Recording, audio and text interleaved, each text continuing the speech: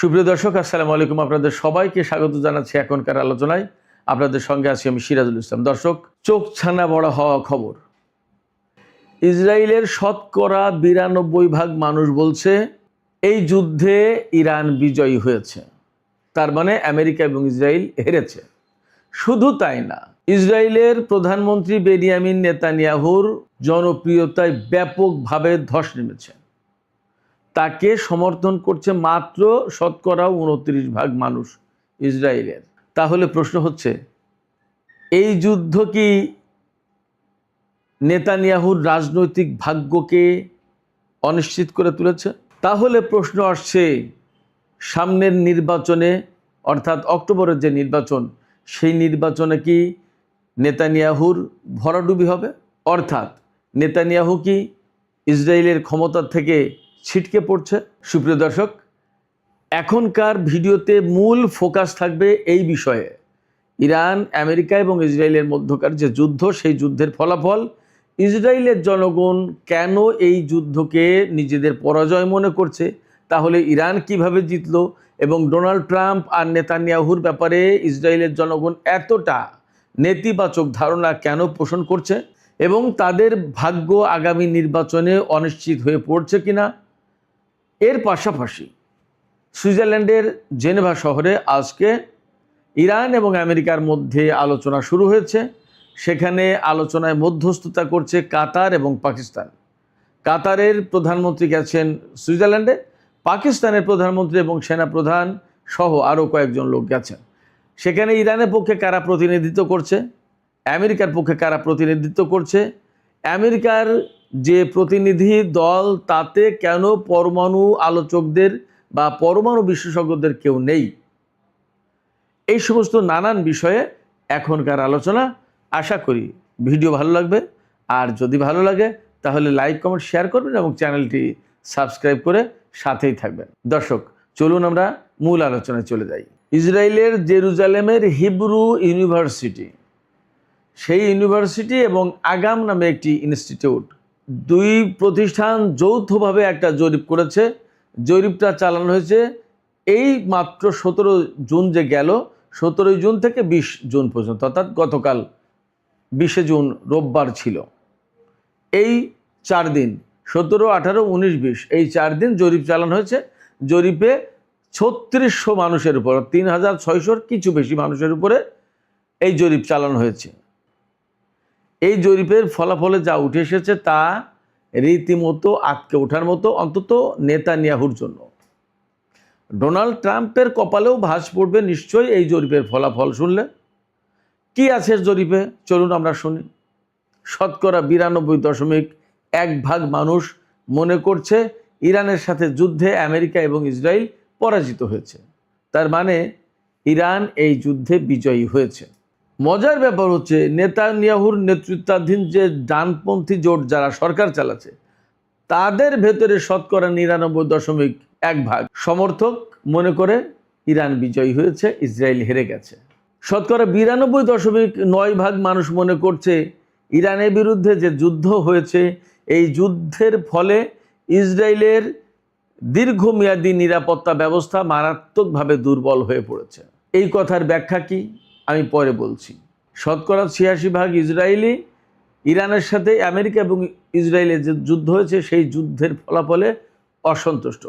অর্থাৎ ইসরায়েল যে পরাজিত হয়েছে, এই পরাজয়টা তারা মেনে নিতে পারছে না। ইরানের সাথে আমেরিকা এবং ইসরায়েল যে লক্ষ্য অর্জনের জন্য যুদ্ধ শুরু করেছিল, সেই যুদ্ধে কি লক্ষ্য অর্জিত হয়েছে? ইসরায়েল আমেরিকা সেই লক্ষ্য অর্জন করেছে? এমন প্রশ্নের জবাবে শতকরা 87% বেশি ইসরায়েলি নাগরিক তারা বলেছে যে না, এই লক্ষ্য অর্জনে ব্যর্থ হয়েছে। এই যুদ্ধের পর বা যুদ্ধের ভেতরে এই সাম্প্রতিক সময়গুলোতে নেতানিয়াহু কয়েকবার দাবি করেছেন যে এই যুদ্ধ সফল হয়েছে। আর ডোনাল্ড ট্রাম্প তো শুরুর দিন থেকেই ইরানকে পৃথিবীর মানচিত্র থেকেই মুছে দিয়েছে। ইরানের সামরিক বাহিনী, নৌবাহিনী, বিমান বাহিনী, ক্ষেপণাস্ত্র, উৎক্ষেপক যে লঞ্চার, সমস্ত সব কিছু ধ্বংস করে দিয়েছে, সব শেষ। উনি তো বারবার বলছেন যে ভিক্টরি তাদের, বিজয় তাদেরই হয়েছে। কিন্তু নেতানিয়াহু কিছুটা ধীরে সুস্থে গেলেও তিনি ইরানের বিরুদ্ধে বিজয় দাবি করেছেন। তিনি বলেছেন আমরাই জিতেছি, আমরা এই সাফল্য আমাদের বড় সাফল্য। কিন্তু ইসরায়েলের শতকরা 87% বেশি মানুষ বলছে যে নো, ইসরায়েল সফলতা অর্জন করেনি, নেতানিয়াহু সাফল্য পাননি। এই যুদ্ধে ইসরায়েল এবং আমেরিকার সফলতা নেই। যুদ্ধের যে পরিকল্পনা ছিল ইরানের বিরুদ্ধে, নেতানিয়াহু তো ফিলিস্তিন, লেবানন বিভিন্ন দেশের সাথে বহু বছর ধরে যুদ্ধ করছে। ইরানের বিরুদ্ধে যে যুদ্ধ পরিচালনা করেছে, সেই যুদ্ধের পরিকল্পনায় মারাত্মক রকম ত্রুটি ছিল, দুর্বল যুদ্ধ ব্যবস্থাপনা ছিল, দুর্বল যুদ্ধ পরিকল্পনা ছিল, এমন কথা বলছে শতকরা 56.4% মানুষ। এবার সবচেয়ে নেতানিয়াহুর জন্য আতঙ্কজনক তথ্য, মার্চ মাসে অর্থাৎ 28শে ফেব্রুয়ারি ইরানের বিরুদ্ধে যুদ্ধ শুরু করেছিল আমেরিকা এবং ইসরায়েল। মার্চ মাসের প্রথম দিকে নেতানিয়াহুর জনপ্রিয়তা ছিল 40.5%। এখন সেই জনপ্রিয়তা কমে 29% নেমেছে। তার মানে নির্বাচন হলে শতকরা 70-71% মানুষ নেতানিয়াহুর বিরুদ্ধে ভোট দেবে, মোটামুটিভাবে এটা ধরে নিয়ে যাচ্ছে।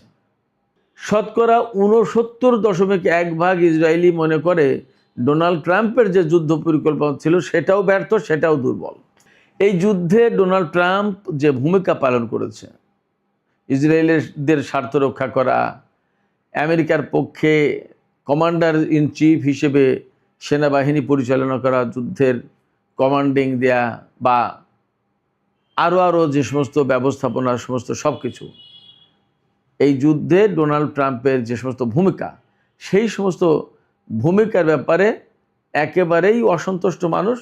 মাত্র শতকরা 10.8% মানুষ ডোনাল্ড ট্রাম্পের যুদ্ধ পরিকল্পনা এগুলোকে সমর্থন করেছে। অর্থাৎ নেতিবাচক বলেছে ব্যাপক সংখ্যক মানুষ, আর ইতিবাচক বলেছে মাত্র 10.8% ইসরায়েলি।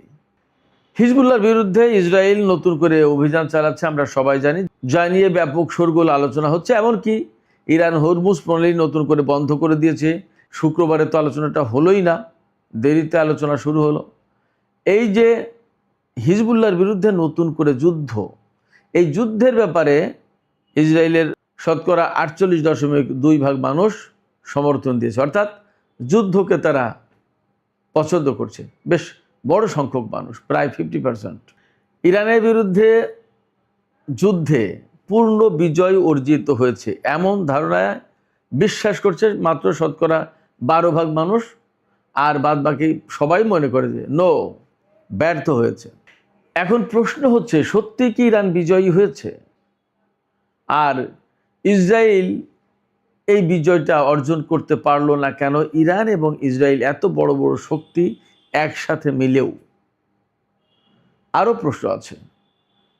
ইসরায়েলিরা বলছে এই যে যুদ্ধটা হলো, এই যুদ্ধের ভেতর দিয়ে ইসরায়েলের জন্য দীর্ঘমেয়াদে নিরাপত্তাহীনতা দেখা দিয়েছে, নিরাপত্তাহীনতা সৃষ্টি হয়েছে। অর্থাৎ ইসরায়েল আগে যতটা নিরাপদ ছিল এখন আর নিরাপদ নেই। এর কারণ কি? এই 3টা প্রশ্নের জবাব খুব ইম্পর্ট্যান্ট। এই প্রশ্নগুলো খুব গুরুত্বপূর্ণ। সবচেয়ে বড় প্রশ্ন হচ্ছে, এই যুদ্ধ কি পুরো মধ্যপ্রাচ্যের মানচিত্র, ভূ রাজনীতি পাল্টে দেবে? চলুন আমরা এবার এই বিষয়গুলো নিয়ে একটু আলোচনা করি। এখানে প্রথম যে প্রশ্ন, সেই প্রশ্ন হচ্ছে, সত্যি কি ইরান বিজয়ী হয়েছে? আপনারাই বলুন, ইসরায়েলিরা যখন 92-93% মানুষ মনে করছে যে এই যুদ্ধে ইরান বিজয়ী, তাহলে আমরা কি বলবো?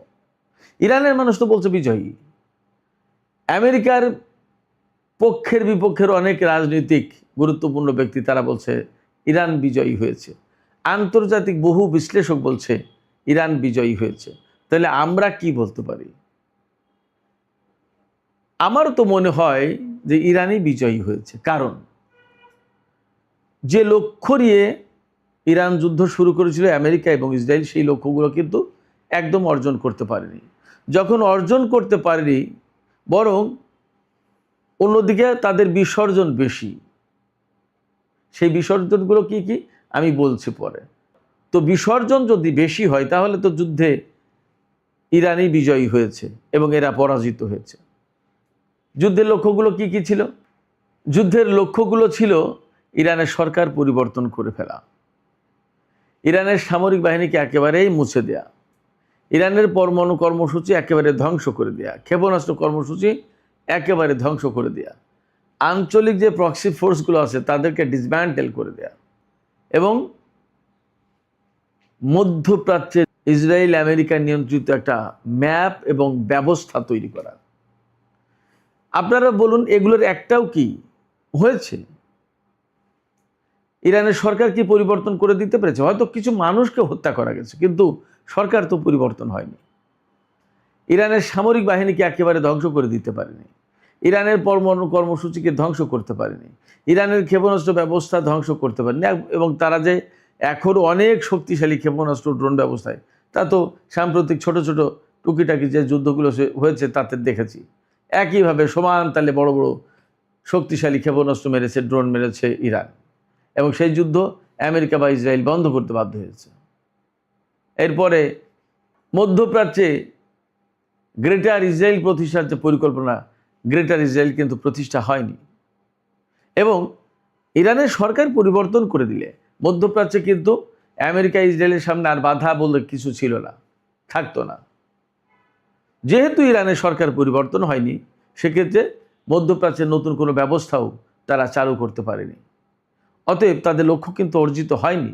আর যদি লক্ষ্য অর্জিত না হয় তাহলে যুদ্ধে তাদের বিজয়ের তো কোনো সুযোগ নেই, বরং ইরান এগুলো প্রোটেক্ট করেছে এবং ইসরায়েল আর মার্কিন ঘাঁটিগুলোর উপরে ব্যাপক হামলা চালিয়েছে। তাতে তাদের ব্যাপকভাবে ক্ষয়ক্ষতি হয়েছে, প্রচুর অর্থনৈতিক ক্ষতি হয়েছে। শুধু তাই না, মধ্যপ্রাচ্যে তাদের এই নাস্তানা অবস্থার পাশাপাশি হরমুজ প্রণালী আগে মুক্ত ছিল, সেই হরমুজ প্রণালীকে এখন চুক্তি করে ইরানের হাতে তুলে দিতে হচ্ছে। অর্থাৎ ইরান এখন এটা কন্ট্রোল করবে। এই যে গতকাল 20 জুন 2026 তারিখ লেবাননে যখন হামলা বন্ধই হচ্ছে না, তখন ইরান বন্ধ করে দিল চট করে হরমুজ প্রণালী, বলল যে যুদ্ধবিরতি যদি না হয় তাহলে আমরাও চুক্তি মানব না, আমরা হরমুজ প্রণালী বন্ধ করে দিলাম। তার মানে এখন ইরানের সামনে পথ কিন্তু একদম পরিষ্কার করে দিয়েছে ইসরায়েল এবং আমেরিকা। যখন প্রয়োজন তখন কিন্তু তারা তাদের মতো করে হরমুজ প্রণালী বন্ধ করে দিতে পারবে। এবার আমি বলি ইসরায়েলিরা এবার আসুন, ইসরায়েলিরা যে বলছে ইরানের সাথে ইসরায়েলের যে যুদ্ধ হলো, এই যুদ্ধের ভেতর দিয়ে ইসরায়েলের জন্য দীর্ঘমেয়াদী নিরাপত্তাহীনতা সৃষ্টি হয়েছে। কারণ কি? একদম সহজ, সেটা হচ্ছে এই, এতদিন আমেরিকা ইসরায়েলের সাথে যুদ্ধ হয়নি ইরানের, এক ধরনের একটা অচেনা অজানা পথ ছিল, না জানি কি হয়, না জানি কি হয়, কেমন শক্তি ইসরায়েল, কেমন শক্তি আমেরিকা, বিরাট শক্তিশালী, বিরাট প্রযুক্তির দেশ, বিরাট সামরিক বাহিনী, অনেক কিছু। 1967 সালের জুনের যে যুদ্ধ হয়েছিল, সেই যুদ্ধে মাত্র 6 দিনে পুরো আরব বিশ্বকে কাত করে দিয়েছিল ইসরায়েল, একা ইসরায়েল আর সব আরব বিশ্ব পারেনি। সেখানে ইরান একটা অজানা অবস্থার ভিতরে, অন্ধকারের ভেতরে ছিল। কিন্তু গত বছরের জুন মাসে এবং এবার এই 40 দিনের যুদ্ধে ইরানের সামনে একদম পথ পরিষ্কার হয়ে গেছে। কতটা ক্ষমতা ইসরায়েলের আছে আর কতটা ক্ষমতা আমেরিকার আছে তা কিন্তু ইরান দেখে ফেলেছে, বুঝে ফেলেছে। এবং কোথায় কোন লক্ষ্য, কোথায় কি, এগুলো মোটামুটি এখন আমেরিকার কাছে মুখস্থ। এই জানা শোনা এবং মুখস্থ হওয়ার ফলে ইসরায়েল যদি কোনো কিছু করে অমনি কিন্তু তার এগেনস্টে ইরান ব্যবস্থা নেওয়ার মতো সাহস এবং তাদের পরিকল্পনা এবং তাদের সমস্ত সব কিছু নখদর্পণে আছে এখন। ফলে ইসরায়েল চাইলেই হুটহাট করে মধ্যপ্রাচ্যে কারোর উপর বাড়াবাড়ি করতে পারবে না। বাড়াবাড়ি করলেই ইরান সেখানে বাধা হয়ে দাঁড়াবে, প্রয়োজনে দ্বন্দ্ব সংঘাত এবং যুদ্ধে লিপ্ত হবে। এখন লেবানন থেকে শুরু করে সমস্ত ফ্রন্টে যেহেতু যুদ্ধবিরতি কার্যকর হবে এবং ইসরায়েল চাইলেই এই যুদ্ধবিরতি ভঙ্গ করতে পারবে না, আর যদি করে তাহলে আমেরিকা এর জন্য দায়বদ্ধ থাকবে এবং ইরান কিন্তু সাথে সাথে ব্যবস্থা নেবে। ফলে মধ্যপ্রাচ্যের টোটাল চালচিত্র আসলে পাল্টে গেল। ইসরায়েল এবং ইসরায়েলের জনগণ এখন অনেক বেশি অনিরাপদ হয়ে গেল। কারণ হচ্ছে যে কথায় কথায়, আগে তো কথায় কথায় ইরান হামলা করত, এখন কথায় কথায় কিছু হলেই ইরান পাল্টা প্রতিশোধ দেবে, হামলা চালাবে। আমি আলোচনার ভেতরে আর একটা প্রশ্ন রেখেছিলাম, নেতানিয়াহুর ভাগ্য, ডোনাল্ড ট্রাম্পের ভাগ্য কি অনিশ্চিত হয়ে গেল এই জরিপ ফলাফলে? কি বলছে? হ্যাঁ, অনেকটা তাই মনে হচ্ছে। কারণ শতকরা 92 জন মানুষ ইসরায়েলের, তারা যদি মনে করে ইরান বিজয়ী হয়েছে, তাহলে তারা কেন নেতানিয়াহুকে ভোট দেবে? আর নেতানিয়াহুর প্রতি ভোটারদের পক্ষ থেকে সমর্থন আছে মাত্র 29.4%। তার মানে খুবই কম সংখ্যক মানুষ নেতানিয়াহুকে পছন্দ করছে প্রধানমন্ত্রী হিসেবে। তাহলে আগামী নির্বাচন যদি আরও 1-2% ভোট বাড়ে, তাতে তো সম্ভবত নেতানিয়াহু আর বিজয়ী হতে পারবে না। তাহলে উপায় কি? অতএব তার নির্বাচনে ভরাডুবি এবং তাকে ক্ষমতা থেকে হয়তো ছিটকে পড়তে হবে, এই রকম ইঙ্গিতই কিন্তু এই জনমত জরিপের ফলাফল দিচ্ছে। একইভাবে ডোনাল্ড ট্রাম্পের কথাও বলা যায়। ডোনাল্ড ট্রাম্পের ভাগ্য যদিও ইসরায়েলের এই জরিপের ভেতর দিয়ে নির্ধারিত হবে না, কিন্তু ইসরায়েলিদের লবির যে প্রভাব প্রতিপত্তি আমেরিকায় রয়েছে, তার একটা প্রভাব পড়বে ডোনাল্ড ট্রাম্পের উপরে, ডোনাল্ড ট্রাম্পের কার্যকলাপের উপরে এবং ডোনাল্ড ট্রাম্পের নির্বাচনের উপরে। তার মানে আগামী যে অক্টোবরে ইসরায়েলের নির্বাচন আর নভেম্বরে আমেরিকায় মিড টার্ম ইলেকশন, এই দুইটা ইলেকশনেই ইসরায়েলে এবং আমেরিকায় যারা ক্ষমতা আছে তাদের উপর মারাত্মক নেতিবাচক প্রভাব পড়বে। সেক্ষেত্রে ইসরায়েল এবং আমেরিকার রাজনীতিতে একটা ব্যাপক ওলটপালট হয়ে যেতে পারে, এমনটা বলার অনেক সুযোগ আছে। এদিকে এই যে ইরানের বিজয়, সাম্প্রতিক যে যুদ্ধ এবং আমেরিকার সাথে আলোচনা হচ্ছে সুইজারল্যান্ডে, সেখানে কাতার এবং পাকিস্তানের মতো দেশ মধ্যস্থতা করছে। আন্তর্জাতিক অঙ্গনে পাকিস্তানের এরই মধ্যে একটা বড় রকমের অবস্থান তৈরি হয়েছে, যেটাকে সবাই স্বীকার করছে। কাতারের আলুদেদ ঘাঁটি থেকে শুরু করে বিভিন্ন জায়গায় মার্কিন ঘাঁটিতে ইরান হামলা চালালেও এই জায়গায় কাতার একেবারে মাথায় ফেটা বেঁধে বা কোমরে গামছা বেঁধে নেমেছে মধ্যস্থতা করার জন্য, যে যুদ্ধটা বন্ধ হোক, শান্তি প্রতিষ্ঠা হোক। তার মানে বেসিক্যালি তারা ইরানের হয়েই কাজ করছে বলা যায়। ইরানের বিরুদ্ধে কিন্তু তাদের ক্ষোভ নেই, বরং তারা ইরানের সাথে কথা বলছে এবং মধ্যস্থতা করছে। এই যে অবস্থা, এর গুরুত্বটা কোথায়? এর গুরুত্বটা হচ্ছে আঞ্চলিক যে পরিস্থিতি ছিল সেই জায়গায় যুদ্ধের পরে বা যুদ্ধের ভেতরে অনেকেই ধারণা করছিলেন যে ইরানের বিরুদ্ধে বুঝি আঞ্চলিক দেশগুলো রুখে দাঁড়াবে, আঞ্চলিক দেশগুলোর সাথে বুঝি ইরানের শত্রুতা তৈরি হবে এবং সবাই মিলে যদি ইরানের বিরুদ্ধে যুদ্ধ করে তাহলে কি হবে।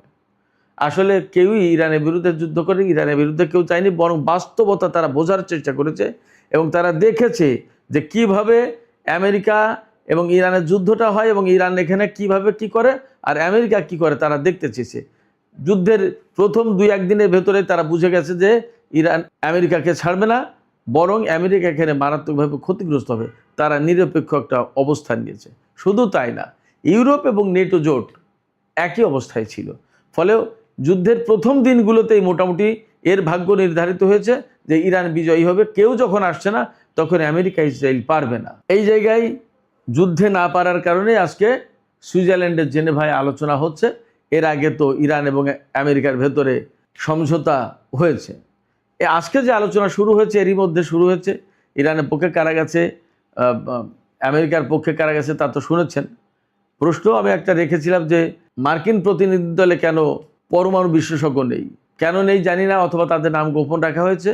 কিন্তু এটা ঠিক যে এই আলোচনায় পরমাণু বিশেষজ্ঞ লাগবে, আজ না হোক কাল আনতে হবে। তবে প্রাথমিক আজকে যে আলোচনা শুরু হয়েছে তাতে লেবাননের যুদ্ধবিরতি বিষয়টা সবচেয়ে বড় গুরুত্ব দিয়ে দেখছে। এটা আমেরিকাও দেখবে, ইরান দেখবে। ইরানের কারণেই মূলত আমেরিকা দেখতে বাধ্য। আর কাতার এবং পাকিস্তানের যে উত্থান মধ্যস্থতাকারী হিসেবে, এটা কিন্তু আঞ্চলিক রাজনীতির জন্য বড় মেসেজ। পাকিস্তান তার অবস্থান তৈরি করে নিল আন্তর্জাতিক অঙ্গনে এবং মধ্যপ্রাচ্য অঞ্চলে। আর পাশাপাশি ইরানের সাথে তো তার সম্পর্ক অন্যরকম উচ্চতায় যাবে, সে কথা আজকের দুপুরের ভিডিওতে বলেছি। তবে এই যে যুদ্ধ পরিস্থিতি, আমেরিকা এবং ইসরায়েলের হেরে যাওয়ার প্রশ্ন, এই জায়গা থেকে মোটামুটি বলা যাচ্ছে যে মধ্যপ্রাচ্যের সামগ্রিক চালচিত্র, ভূ রাজনীতি এবং মানচিত্রে একটা বিরাট বড় পরিবর্তন আসবে। সেই পরিবর্তনটা সবচেয়ে যেখানে ঘটবে সেটা হচ্ছে এই মধ্যপ্রাচ্যে ইসরায়েলের যে একটা ভীতিকর অবস্থান ছিল, অর্থাৎ ইসরায়েলকে সবাই ভয় পেত, সেই ভয়টা অনেকটা কেটে যাবে। 1, 2 হচ্ছে আমেরিকার ব্যাপারেও একই রকমের মনোভাব পোষণ করবে, আরব বিশ্বের সব মানুষ তাদেরকে পরাজিত শক্তি হিসেবে দেখবে, ইরানকে বিজয়ী শক্তি হিসেবে দেখবে, ইরানকে তারা সমীহ করে চলবে। এবং এই যে পরাজয়টা হলো, এই পরাজয়ের কারণে হরমুজ প্রণালী, ভূমধ্যসাগর এবং টোটাল মধ্যপ্রাচ্যে আমেরিকা ইসরায়েলের প্রভাব একদম মারাত্মকভাবে ক্ষুণ্ণ হবে, নষ্ট হয়ে যাবে। অ্যাট দ্য সেম টাইম মধ্যপ্রাচ্য অঞ্চল থেকে আমেরিকার অনেকগুলো ঘাঁটি গুটিয়ে নিতে হবে, না নিলে উপায় নেই, আজ হোক কাল হোক নিতেই হবে আমেরিকাকে। ফলে এই যুদ্ধ আসলে নতুন একটা মধ্যপ্রাচ্য গড়ে দেবে, নতুন একটা রাজনৈতিক পরিস্থিতি তৈরি করে দেবে এবং আমেরিকা আর ইসরায়েলের রাজনীতিতে ব্যাপক তোলপাড় সৃষ্টি করে দেবে, ওলট পালট করে দেবে এবং ইরানকে শুধু আঞ্চলিক শক্তি নয়, বিশ্ব শক্তিতে পরিণত করতে পারে, এমনটা বলার যথেষ্ট কারণ আছে। সুপ্রিয় দর্শক, এখনকার আলোচনা এখানে শেষ করতে চাই। যাবার আগে আপনাদের কাছে জানতে চাই, আপনাদের মতামত বুঝতে চাই। আমি যে কথা বললাম ফিনিশিং যেখানে, এই যুদ্ধ আসলে নতুন একটা মধ্যপ্রাচ্য গড়ে দেবে কিনা এবং ইরান আঞ্চলিক ও আন্তর্জাতিক অঙ্গনে বিরাট একটা শক্তিশালী রাষ্ট্র হিসেবে আবির্ভূত হবে কিনা, আপনাদের মতামত কি? আপনাদের মতামত কমেন্টে জানাতে পারেন। আর ভিডিও ভালো লাগলে লাইক কমেন্ট শেয়ার করবেন এবং চ্যানেলটি সাবস্ক্রাইব করে সাথেই থাকবেন প্লিজ। দর্শক, আপনাদের সবাইকে অনেক অনেক ধন্যবাদ। আল্লাহ হাফেজ।